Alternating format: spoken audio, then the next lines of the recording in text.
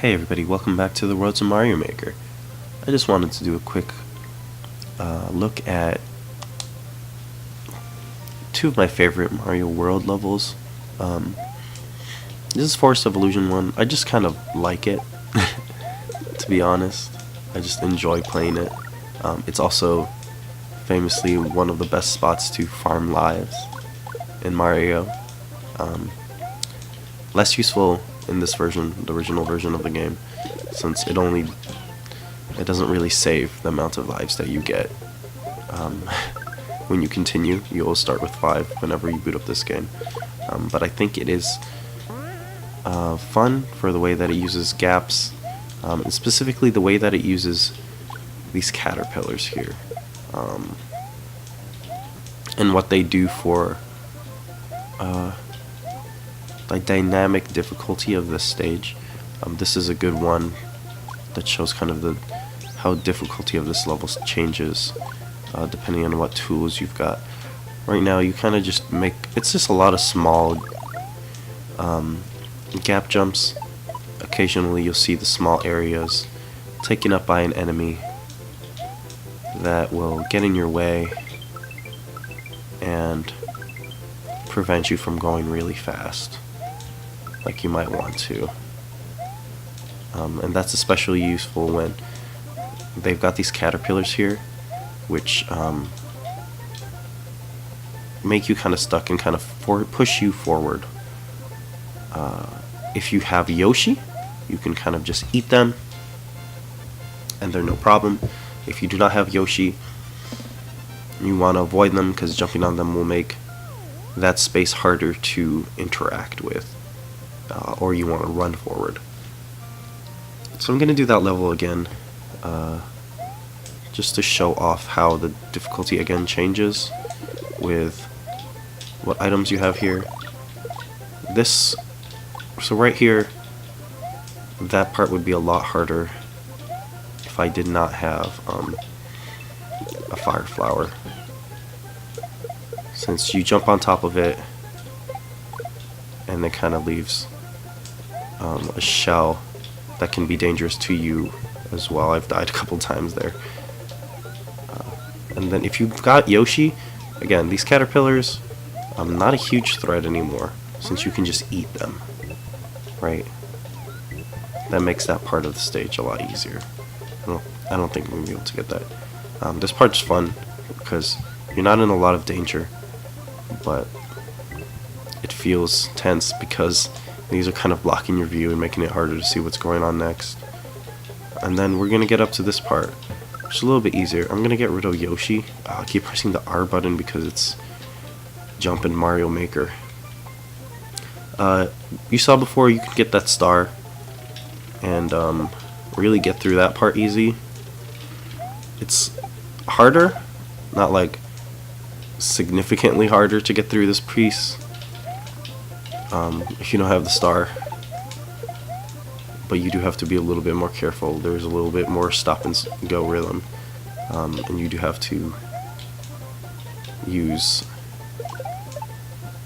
these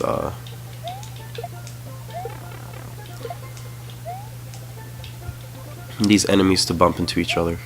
Mostly this level is fun because you kind of get some small gaps to jump over and fly through, and you can kind of use enemies to knock each other about. It's like a little tiny sandbox of throwing enemies into each other, which is a fun mechanic.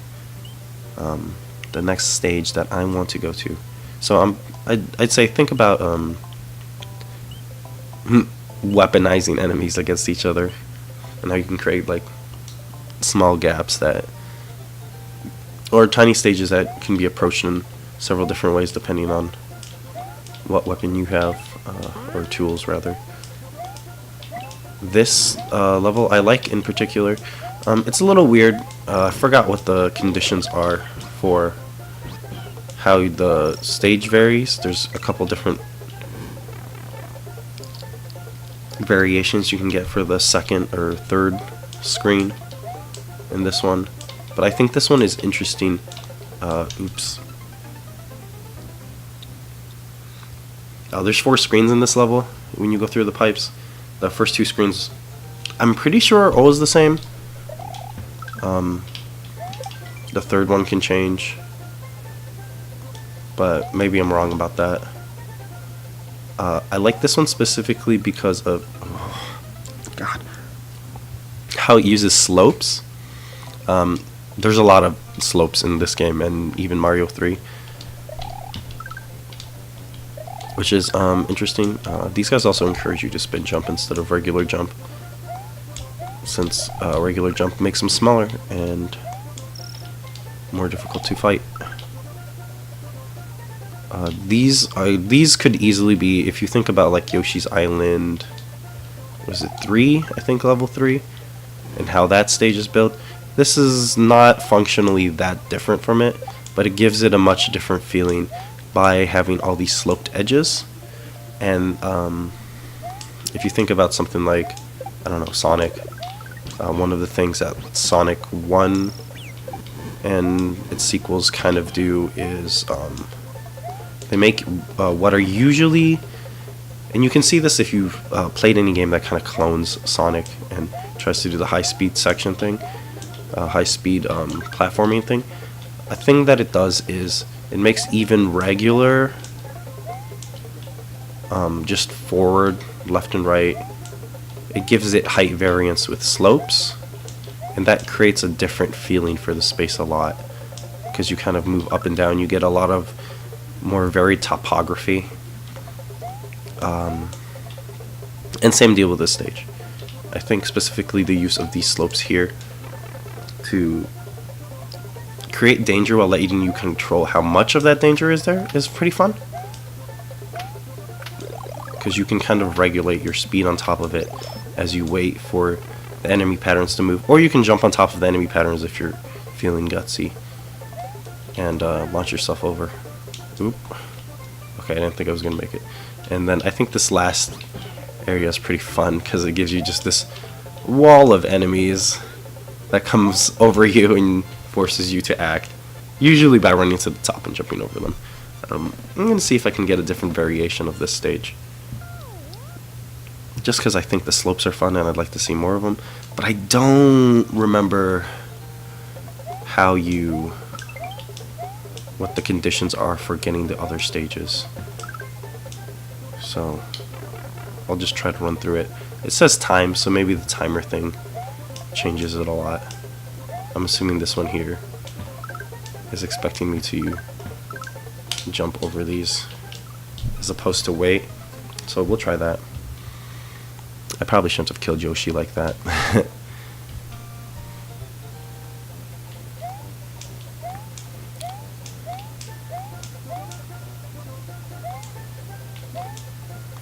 And these slopes are fun too because you can also slide down them and you can kill small enemies with them. So you can create little dips that you can fall into and knock enemies down with.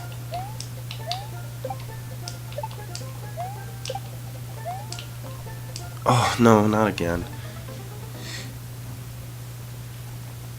But unlike just setting up a big row of them to kind of bowling ball your way through, there's a little bit of threat in that if you don't time the slide correctly, you can, you know, lose your momentum and then just fall into an enemy and die.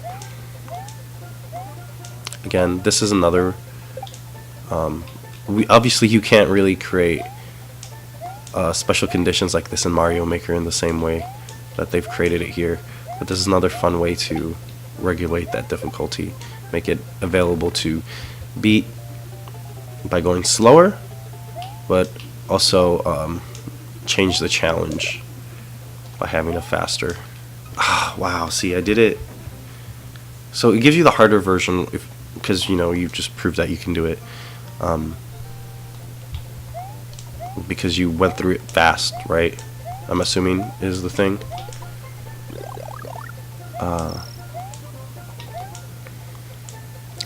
But I just kind of ate it there, so obviously I wasn't that much more skilled.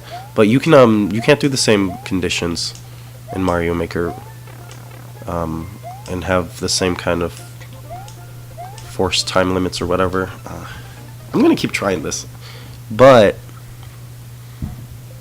you can do something like have the character fall out of a pipe or something right onto a power block, and then restrict the exits that you get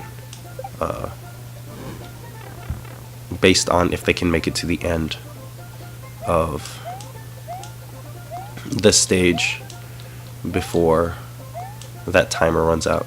Or if you saw the one where I recreated the Mario Brothers Deluxe race format, you can do something like that, like put a ghost on a rail and have the ghost fall down onto the rails to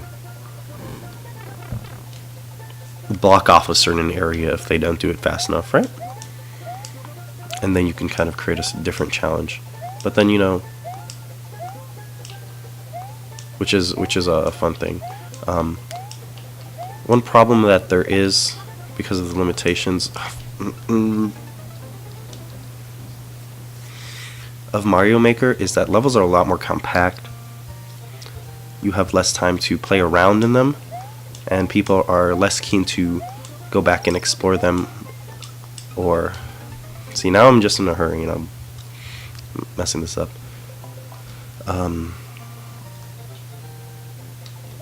People are more in a hurry to move on to the next level, so if your level doesn't seem immediately beatable,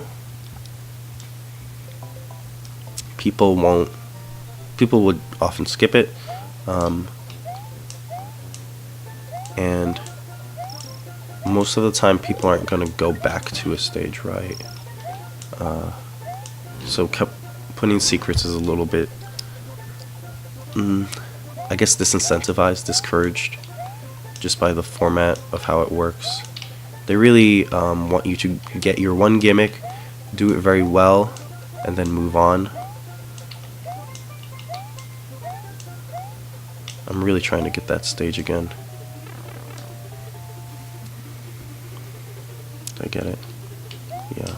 Now I'm fucked. I really should go to the secret area and get another item, but I'm stubborn. I should get Yoshi is what I should do.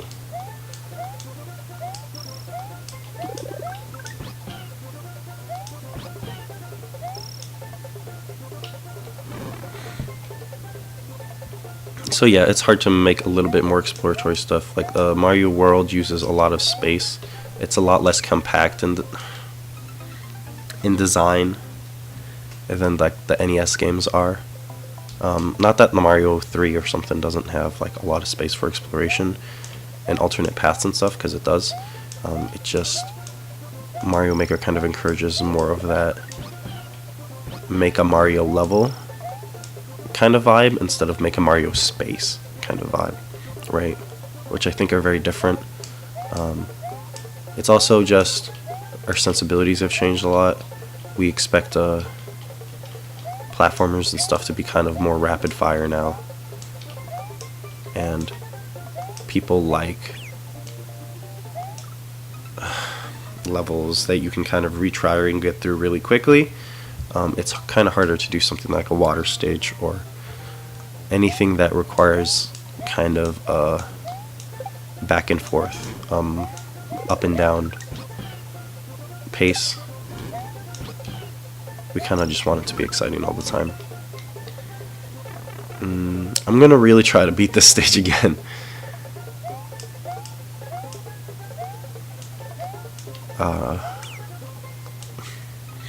Because I'm gonna try to play some Mario fan hacks after a bit, and I need to have my Mario skills prepared for that, even though I expect to just kind of die all the time anyway.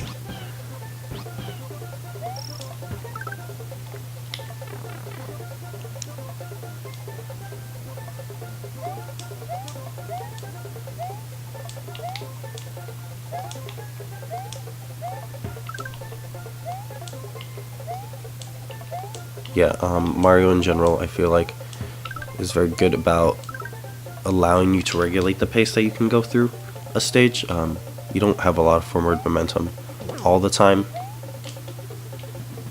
This is going to be rough. you can let go of the, even though I forget sometimes, you can let go of the jump button, right?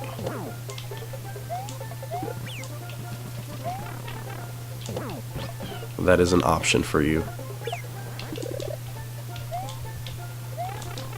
Okay, piss off, piss off, piss off.